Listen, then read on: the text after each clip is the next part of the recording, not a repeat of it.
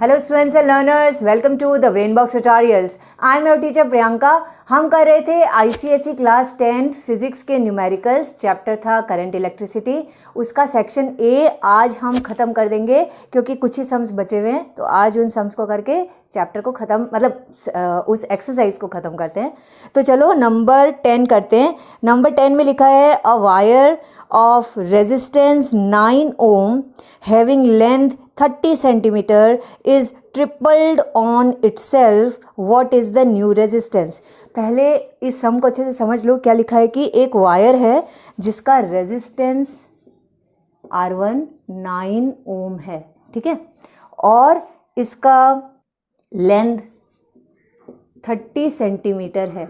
अब ये क्या करता है, ट्रिपल्ड ऑन इटसेल्फ, यानी कि अगर ये वायर ऐसा था ए से बी तक, तो इसी को ऐसे ऐसे करके एक के ऊपर एक ऐसे मोड़ दिया, ऐसे मोड़ दिया। ये पॉइंट ए है, ये पॉइंट बी है, और ये देखो 3 ट्रिपल्ड ऑन इटसेल्फ, अपने ऊपर ही 3 इस तरीके से इक्वल इक्वल इक्वल चढ़ा दिया। एक ही वायर को खींचा वींचा नहीं, ठीक है, लंबा नहीं किया और काटा भी नहीं छोटा करने के लिए, बल्कि एक के ऊपर एक कर दिया। तो क्या हो गया, इसका थिकनेस जो है वो भी बढ़ गया, है ना। और अगर यहाँ से यहाँ तक का देखें तो लेंथ भी कम हो गया।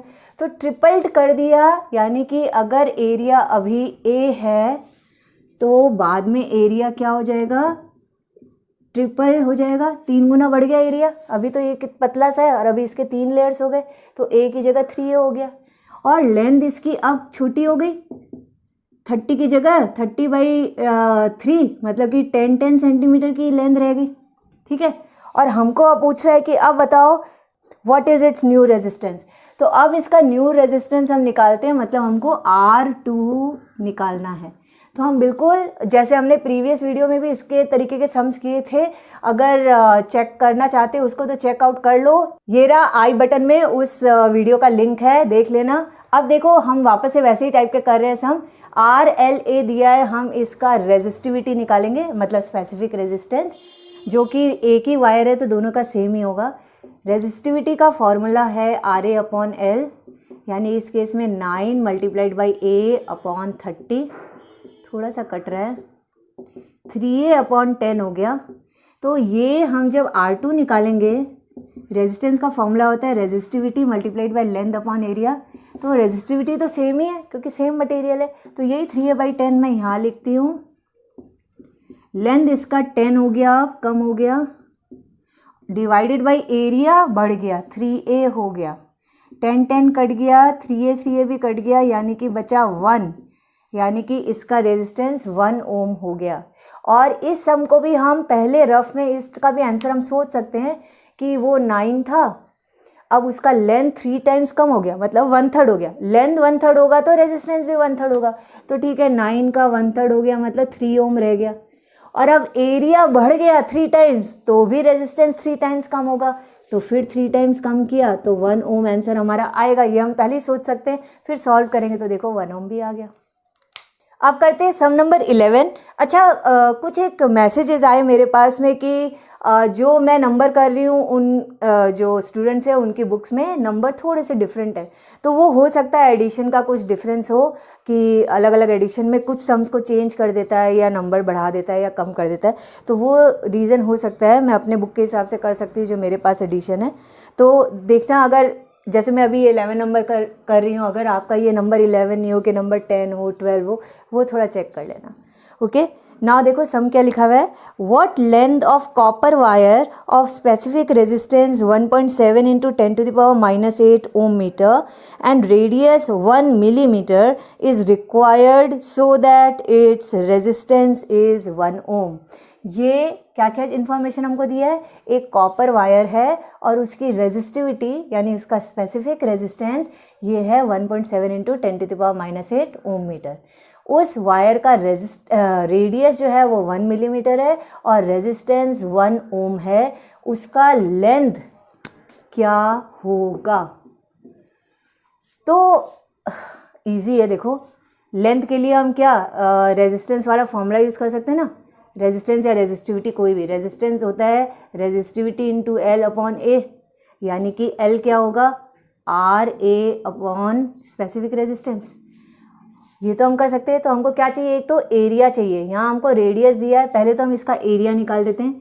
एरिया के लिए क्या, पहले इस मिलीमीटर को मीटर में चेंज करो, ये चीज़ ध्यान रखो। तो मिलीमीटर को मीटर में चेंज करने के लिए हम डिवाइड बाई 1000 करते हैं। अब हम एरिया निकालेंगे, तो एरिया होता है पाई आर स्क्वायर, यानी पाई मल्टीप्लाइड बाई 1/1000 का स्क्वायर, ये हो गया स्क्वायर मीटर में आंसर। अब हम ये फॉर्मूला यूज़ करते हैं तो L आ जाएगा।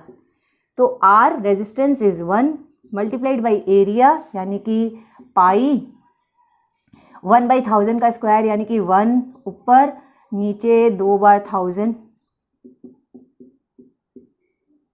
डिवाइडेड बाई रो, मतलब divided by specific resistance 1.7 multiplied by 10⁻⁻8। Okay, अब इसको हम सॉल्व करते हैं। पाई की अगर वैल्यू नहीं दी हुई है तो हम वैल्यू नहीं दें, लेकिन मैं आंसर में देख रही हूँ कि पाई जैसा कुछ नहीं है, इसका मतलब हमको पाई का भी वैल्यू 22/7 या 3.14। अब कुछ नहीं दिया तो कुछ भी ले लेते हैं, हम 22/7 लेकर के देखते हैं। अगर 22/7 से पॉइंट का कुछ डिफरेंस आता है आंसर में, यानी हमको 3.14 लेना था, और क्या। लेकिन ऐसा सम अगर एग्ज़ाम में आ जाए तो आपको कैसे पता चलेगा कि आपको पाई रखना है, 22/7 रखना है या 3.14 रखना है, क्योंकि आपके पास तो आंसर नहीं है ऑब्वियसली। तो ऐसे केस में आप तीनों में से कुछ भी कर सकते हो, क्योंकि कुछ लिखा हुआ ही नहीं है कि आंसर को पाई में रखो, न ही ये लिखा हुआ है कि पाई की वैल्यू 22/7 ही लो या 3.14 ही लो। तो तीनों में से कोई भी ऑप्शन यूज़ करोगे करेक्ट होगा, ठीक है। तो मैंने 22/7 वाला ऑप्शन ले लिया। अब देखते हैं, इसको धीरे धीरे सॉल्व करते हैं। तो 22 ये पार्ट नीचे आ जाता है, यानी 1.7 इंटू 10⁻⁻8 इंटू ये पार्ट नीचे रख देते हैं, 7 मल्टीप्लाइड बाई 1000 इंटू 1000, यानी कि 10 का पावर कितना है, 336, 10 का पावर 6, ठीक है। अब मैं इसको अगेन सॉल्व करती हूँ। ये जो पॉइंट है इसको हटाएं तो ऊपर एक 10 आ जाता है। अब ये सारे 10 तो पहले सॉल्व करें, मैं इधर कर देती हूँ, क्लियरली दिखेगा। तो 22, ये नीचे 17 और 7 है, और 10 वाले नंबर इधर हैं, ठीक है। सब ले लिया ना। अब ये तो कट नहीं रहा, तो ये तो ऐसे ही रखो। ये एक साथ ले सकते हैं, 10 का पावर ऊपर 1 है, नीचे वाले उधर जाएंगे तो माइनस हो जाएंगे, तो -8 यानी कि +8 -6। 22 डिवाइडेड बाई 119 मल्टीप्लाइड बाई 10 का पावर 8 और 1 9 में से 6 गया 3। ओके, सो ओवरऑल अब हमारे पास में बच रहा है 221230 डिवाइडेड बाई 119 है। ये तो किसी से कट नहीं रहा, मतलब इन्हीं को हमको सॉल्व करना पड़ेगा। तो मैं इसको सॉल्व करती हूँ और बताती हूँ आंसर आ रहा है या और कितना आ रहा है। अब देखो, मैंने सॉल्व किया तो मेरा आंसर आया 184.8 मीटर, और आंसर दिया हुआ है 184.7 मीटर। तो मे बी 22/7 की जगह अगर तुम लोग 3.14 रखोगे तो वो पॉइंट का जो डिफरेंस है वो चला जाएगा। बट अगर कुछ नहीं दिया इन्फॉर्मेशन तो हम कोई भी वैल्यू डाल सकते हैं वाई की, जो अवेलेबल है 22/7 या 3.14, आंसर राइट ही माना जाएगा। ओके, करते हैं इस एक्सरसाइज ए का लास्ट सम। लिखा है the filament of a bulb takes a current 100 milliampere when potential difference across it is 0.2 volt. When the potential difference across it becomes 1.0 volt, the current becomes 400 milliampere. Calculate the resistance of filament in each case and account for the difference. तो देखो, ये सम को हम करते हैं, दोनों ही case में हमको रेजिस्टेंस निकालना है और फिर कंपेयर करना है कि क्योंकि ऑब्वियसली अलग अलग आएंगे तो किसका ज़्यादा है और क्यों ज़्यादा है। तो हम पहले इसका R निकालते हैं। R होता है V/I, यानी कि 0.2 डिवाइडेड बाई 100 मिली एम्पियर है, तो इसको एम्पियर में चेंज करना मत भूलना। तो डिवाइडेड बाई 1000 कर दिया यहाँ, तो 0.2 1000 बिल्कुल ऊपर चला गया, ये नीचे 100 है, पॉइंट हटाया तो एक और 10 लग गया, तो 1 2 3 zeros कट गए, यानी कि इसका आंसर हमारा 2 ओम आया। ओके, दूसरा ये R1 है अगर है तो R2 देखते हैं, ये भी V/I है, ये है 1/400 मिली एम्पियर, अगेन 400/1000 लिख दिया।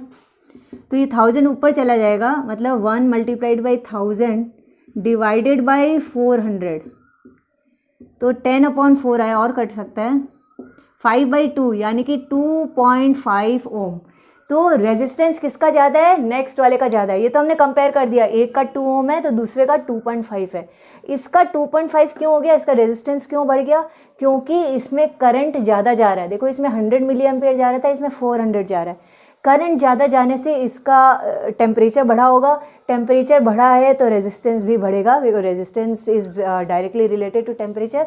तो हम बोलेंगे कि इस वाले में जिसमें अगर रेजिस्टेंस ज़्यादा है उसमें टेम्परेचर बढ़ जाता है, टेम्परेचर बढ़ जाने से उसका रेजिस्टेंस भी बढ़ जाता है। ओके, तो नेक्स्ट क्लास में मैं लेकर के आऊँगी पार्ट बी के न्यूमेरिकल्स। पार्ट ए के न्यूमेरिकल्स को अच्छे से कर लो, इसके एग्जाम्पल्स अच्छे से कर लो। पार्ट बी के भी अगर ट्राई कर सकते तो बिल्कुल करो, फिर चेक कर लेना मैं जैसे कर रही हूँ वैसे ही आपका हो रहा है कि नहीं हो रहा है, और जहाँ रॉन्ग किया था तो पता चल जाएगा कहाँ रॉन्ग किया था। ओके, अच्छे से प्रैक्टिस करो बिकॉज एग्जाम्स बहुत ही नज़दीक है। और अगर अपने फ्रेंड्स के साथ शेयर नहीं किया है तो इन वीडियोज़ को शेयर करो because sharing is caring. Bye bye, जय हिंद।